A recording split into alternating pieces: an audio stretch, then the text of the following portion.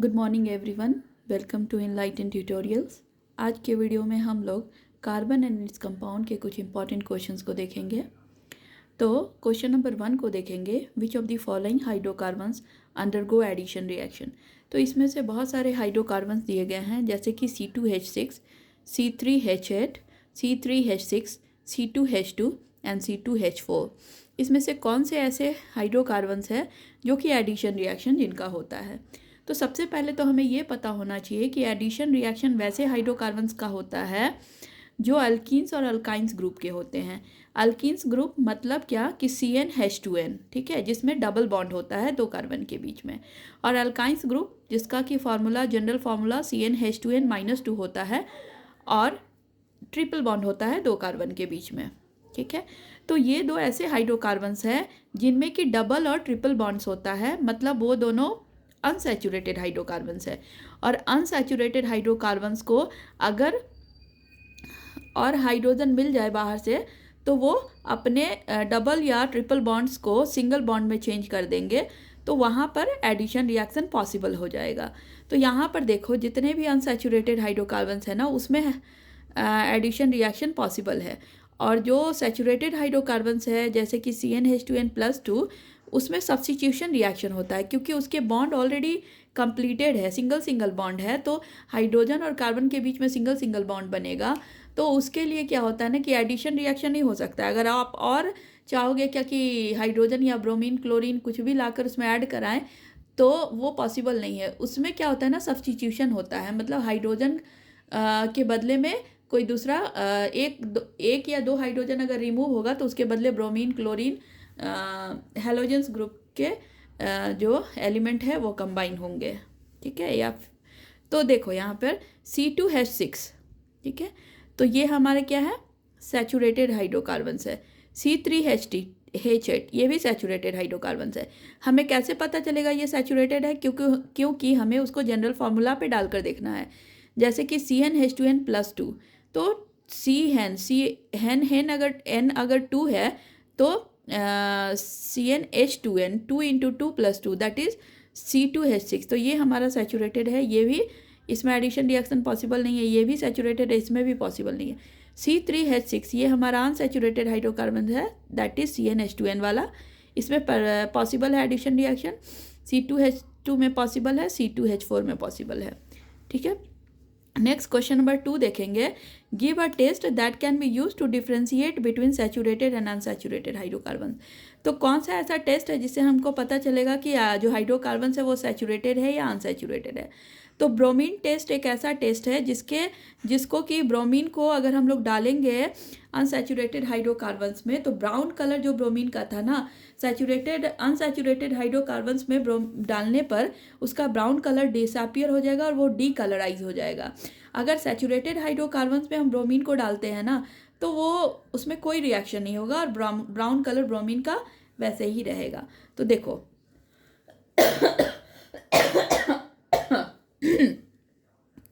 यहाँ पे हमारा एक अनसैचुरेटेड हाइड्रोकार्बन है, जैसे कि इथीन, तो CH2 double bond CH2।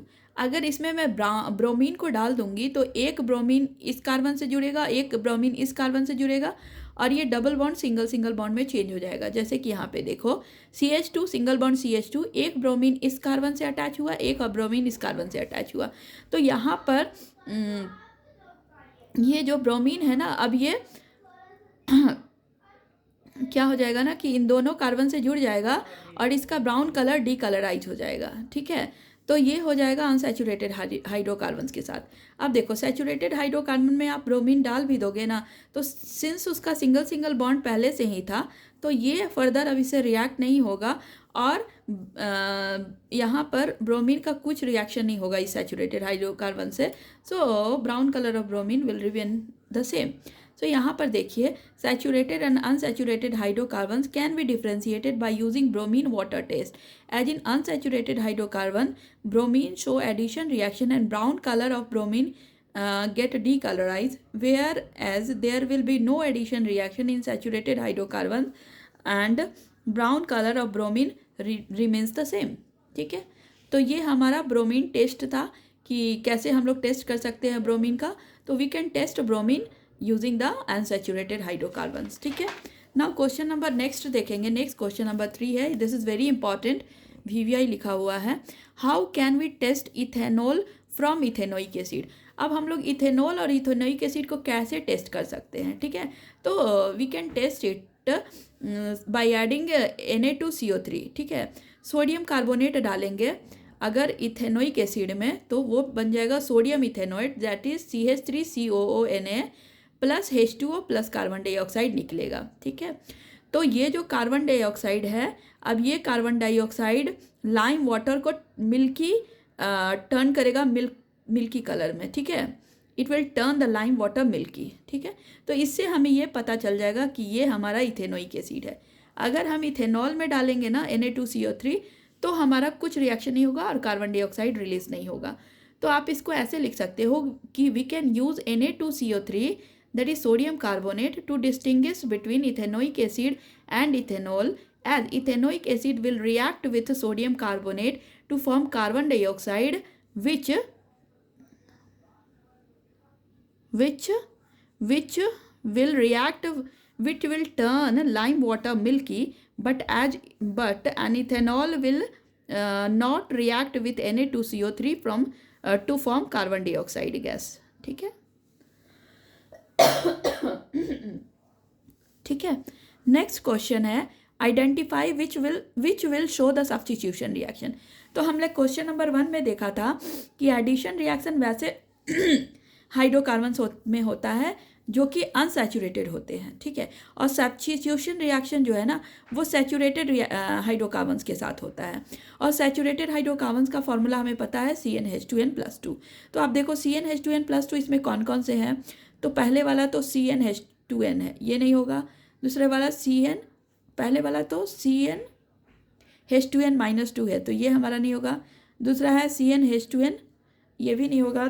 Third वाला हमारा करेक्ट है CnH2n+2, दैट इज C3H8।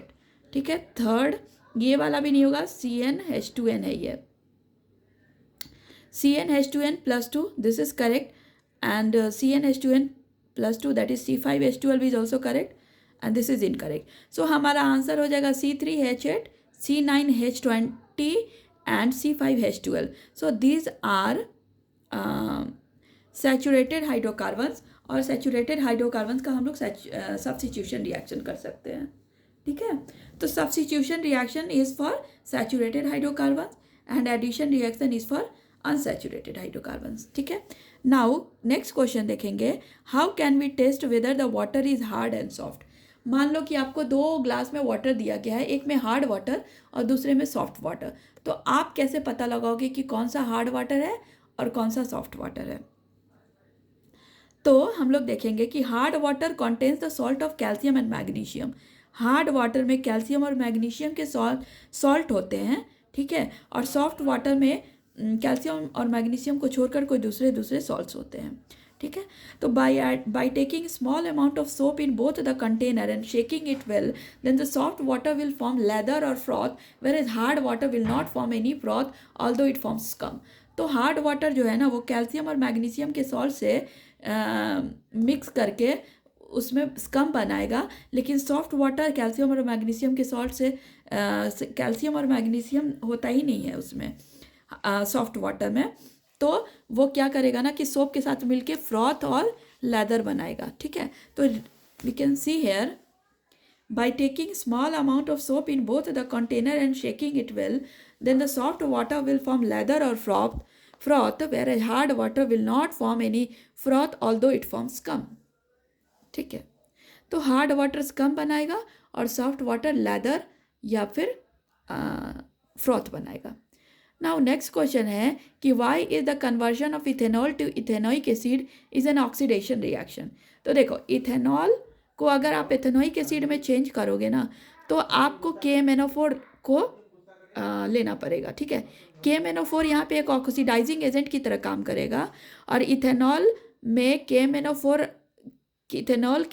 की प्रेजेंस में ऑक्सीडेशन होगा इथेनॉल का। ठीक है, तो यहाँ से H जो है ना, H2 वो बाहर निकलेगा और ऑक्सीजन ऑक्सीजन यहाँ पर ऐड हो जाएगा तो मिलेगा हमें CH3COOH और H2 बाहर निकलेगा। तो हाइड्रोजन का रिमूवल और ऑक्सीजन का एडिशन एक ऑक्सीडेशन रिएक्शन है। दैट्स वाई यहाँ पर इथेनॉल का क्या हो रहा है, ऑक्सीडेशन हो रहा है टू फॉर्म इथेनोइक एसिड। तो आप इसको ऐसे लिख सकते हो कि as conversion of ethanol into ethanoic acid involves removal of hydrogen and addition of oxygen, hence reaction is oxidation। ठीक है, तो यहाँ पर हाइड्रोजन का रिमूवल देखो आप देख सकते हो रहा है और KMnO4 का जो ऑक्सीजन है यहाँ पे ऐड होकर बनाएगा ethanoic acid. So conversion of ethanol to ethanoic acid involves removal of hydrogen and addition of oxygen, hence this reaction is an oxidation reaction. ठीक है, नेक्स्ट क्वेश्चन देखेंगे कि draw the structures of the following compounds. तो हमें सबसे पहले ethanoic acid का structure बनाना है। ठीक है, तो इथेनोइक एसिड में हम क्या करेंगे ना कि 2 कार्बन को लेंगे तो CH3COOH। ठीक है, अब देखो इथेनोइक एसिड में COOH आता है। ठीक है, तो इस तरह से हम इसका स्ट्रक्चर बना सकते हैं। C single bond H, single bond H, single bond H, फिर C का एक और सिंगल बॉन्ड कार्बन से जुड़ेगा तो C double bond O, single bond OH, तो ये हो जाएगा CH3COOH। This is our ethanoic acid. Now bromopentane, तो सबसे पहले यहाँ पे पेंटेन है मतलब एन है, मतलब ये अल्केन ग्रुप का है, तो सिंगल सिंगल बॉन्ड से कार्बन को जोड़ेंगे तो C single bond C, single bond C, single bond C, single bond C। ठीक है, 5 कार्बन का सिंगल बॉन्ड का चेन बनाएंगे। फिर हम लोग हाइड्रोजन को सिंगल बॉन्ड से ऐड करेंगे इसमें। ठीक है, सिंगल सिंगल बॉन्ड से हाइड्रोजन जुड़ेगा और एक जो बॉन्ड खाली है ना वहाँ पे ब्रोमीन जुड़ेगा, तो ये हमारा हो जाएगा ब्रोमोपेंटेन। ठीक है, ये एक सीधा चेन बनेगा और एक ब्रोमीन यहाँ पर जुड़ जाएगा सिंगल बॉन्ड से, तो this will be our bromopentane. अब हम लोग देखेंगे ब्यूटेनोन को। ब्यूटेनोन में देखो कि सिंगल सिंगल बॉन्ड से 4 कार्बन जुड़ेंगे, मीथेन, इथेन, प्रोपेन, ब्यूटेन। ठीक है, ओन है, ओन मतलब C डबल बॉन्ड O बनेगा और ये क्या है, नॉन टर्मिनेटिंग है, मतलब लास्ट में नहीं बनेगा। अगर लास्ट में आप C डबल बॉन्ड O और H लगा दोगे ना तो वो ब्यूटेनोन नहीं होगा बल्कि ब्यूटेनल हो जाएगा। तो नोन के लिए हम लोग बीच में लगाते हैं, इस कार्बन में लगा सकते हो, इस कार्बन लगा। सेकेंड और थर्ड में आप कार्बन में single bond O C double bond O लगा सकते हो, फर्स्ट और फोर्थ वाले में नहीं लगा सकते हैं। ठीक है, अगर फर्स्ट और फोर्थ वाले में हम डबल बॉन्ड O लगा देंगे ना तो वो CHO बन जाएगा, मतलब वो बन जाएगा एल्डिहाइड का ग्रुप, जो हमें नहीं बनाना है। अब देखो सेम थिंग हेक्सेनल में, हेक्सेनल में अल आ गया, मतलब अब हम single C double bond O को लास्ट वाले कार्बन पे लगा सकते हैं, जो कि हम लोग ब्यूटेनोन में नहीं करते थे। तो यहाँ पर देखो कितने कार्बन है, 1 2 3 4 5 6 कार्बन है, मतलब हेक्सेन सिंगल बॉन्ड है, तो अल है तो C डबल बॉन्ड O हो जाएगा। नेक्स्ट क्वेश्चन देखेंगे कि how would you name the following compounds. अब देखो आपको ये कंपाउंड दिया है और आपको इसका नेम लिखना है। तो यहाँ पे देखो CH3 single bond CH2 single bond Br, तो मीथेन इथेन। ठीक है, तो आप इसको देखो मीथेन इथेन, इथेन लिख सकते हो लेकिन एक ब्रोमीन जुड़ा है तो आप ब्रोमीन को हेलोजन को पहले लिखते हैं तो ब्रोमो इथेन। ठीक है, यहाँ पे देखो C डबल बॉन्ड O, ये क्या है, लास्ट वाले एक ही कार्बन है, तो यहाँ पे कीटोन बनने का सवाल नहीं है बिकॉज कीटोन में कम से कम 3 कार्बन का होना जरूरी होगा। ठीक है, तो मिथेनल हो जाएगा ये, क्योंकि एक कार्बन है और डबल बॉन्ड O से जुड़ा है तो मिथेनल। यहाँ पे देखो कितने कार्बन है, 1 2 3 4 5। ठीक है, और 6 कार्बन है पर लास्ट वाले कार्बन में ट्रिपल बॉन्ड है, तो ये हमारा क्या हो जाएगा, methane ethane propane butane pentane hexane हो जाएगा बिकॉज ट्रिपल बॉन्ड है। ठीक है, नाउ इसका एक और क्वेश्चन देखेंगे हम लोग कि what are the 2 properties of carbon which leads to the huge number of carbon compounds we see around us. तो कार्बन के कौन से ऐसे 2 प्रॉपर्टी है, ये बहुत इंपॉर्टेंट है, 1 और 2 मार्क्स के आपके क्वेश्चन पूछ सकते हैं वो। ठीक है, कि 2 ऐसा प्रॉपर्टी कार्बन का जिसके कारण कार्बन के हम लोग ह्यूज कंपाउंड देखते हैं। आप carbon day to day life में देखोगे ना कि कार्बन के बहुत सारे कंपाउंड्स हमें देखने के लिए मिलता है, तो कौन सा ऐसा रीजन है जिसके कारण ह्यूज कंपाउंड देखने के लिए मिलता है, तो कार्बन इज टेट्रावैलेंट। ठीक है, कार्बन की टेट्रावैलेंट है, मतलब कार्बन के पास 4 बॉन्ड है, 4 आउटर मोस्ट शेल में 4 इलेक्ट्रॉन्स है, इसलिए वो क्या है ना कि टेट्रावैलेंट है, और इसी टेट्रावैलेंसी के कारण वो ना 4 इलेक्ट्रॉन्स को डोनेट कर सकता है कम्प्लीटली, ना कम्प्लीटली वो एक्सेप्ट कर सकता है। तो शेयरिंग करके वो कंपाउंड बनाता है, and this is the reason कि we can see the huge number of carbon compounds around us. ठीक है, तो carbon is tetravalent first, and second one is carbon shows catenation. Catenation की प्रॉपर्टी होती है, कैटिनेशन मतलब अपने ही कार्बन अपने ही दूसरे कार्बन से जुड़कर और बहुत सारा कंपाउंड बना सकता है। ठीक है, so how many structural isomers can you draw for pentane. अब देखो पेंटेन है ना C5H12, C5H12 से आप कितने सारे स्ट्रक्चरल आइसोमर्स बना सकते हो। तो आपको मॉलिक्यूलर फॉर्मूला दिया है C5H12, अब आप इस मॉलिक्यूलर फॉर्मूला से कितने डिफरेंट स्ट्रक्चर बना सकते हो। तो देखो, तो सबसे पहले तो एक हम सिंपल लीनियर चेन बनाएंगे कार्बन का। तो CH3 CH2 CH2 CH2 CH3, तो कितने कार्बन है 1 2 3 4 5 कार्बन है, तो ये हमारा हो जाएगा पेंट, और एक एक बॉन्ड है तो एन, पेंटेन। अब देखो इस कार्बन को मैं उठाकर यहाँ नहीं लगाऊंगी, अगर मैं इस कार्बन को इस तरफ लगा दूंगी तो ये फिर भी पेंटेन ही बनेगा, क्योंकि ये लीनियर ही चेन माना जाएगा। ये चेन बस नीचे आ गया है, लेकिन वो लीनियर चेन में ही काउंट होगा। तो हम लोग फर्स्ट कार्बन पे नहीं बल्कि सेकेंड कार्बन पे इस वाले ब्रांच को ला देंगे। तो ये क्या हो जाएगा, मिथाइल, एक नीचे आ गया है मीथेन का ग्रुप, इसलिए ये मिथाइल, और methane ethane propane butane second carbon पे है, तो 2 मिथाइल ब्यूटेन हो जाएगा, मीथेन इथेन प्रोपेन ब्यूटेन। तो एक 2 मिथाइल ब्यूटेन, पहला पेंटेन बनाएंगे, सेकेंड 2 मिथाइल ब्यूटेन बनाएंगे। थर्ड देखो, थर्ड में क्या है ना कि हम तीसरे कार्बन पे इसको जोड़ेंगे। ठीक है, तो अगर आप इसको सॉरी, एक कार्बन को इधर से हम नीचे जोड़े हैं और एक इधर से ऊपर लेकर जाएंगे, तो देखो दो कार्बन का ब्रांच बन गया है। तो यहाँ पर देखो 2 मीथेन हो सकता है, तो हम लोग इसको बोलेंगे डाई मिथाइल। कौन से नंबर पे है, तो इधर से भी first second third, first second third, और इधर से भी फर्स्ट सेकेंड थर्ड, सेकेंड ही आ रहा है, तो हम लोग छोटे वाले नंबर को लेते हैं। तो हम लोग इसको क्या लिखेंगे, 2 डाई मिथाइल नहीं बल्कि 2 डाई मिथाइल प्रोपेन। ठीक है, तो 2 डाई मिथाइल प्रोपेन। तो we can draw 3 isomers for pentane by using this structural isomers। ठीक है, नाउ नेक्स्ट क्वेश्चन है, write the number of covalent bonds in the molecule of ethane. तो ethane के molecules में हमें कोवैलेंट बॉन्ड का number देखना है। तो सबसे पहले आप इथेन को ड्रॉ करके देखो, देखो यहाँ पर इथेन को, मीथेन इथेन 2 कार्बन है, एन है मतलब सिंगल सिंगल बॉन्ड है। अब देखो 1 2 3 4 5 6 7, कितने बॉन्ड है इथेन में, 7 बॉन्ड्स है। तो देखो C2H6, number of covalent bond is 7।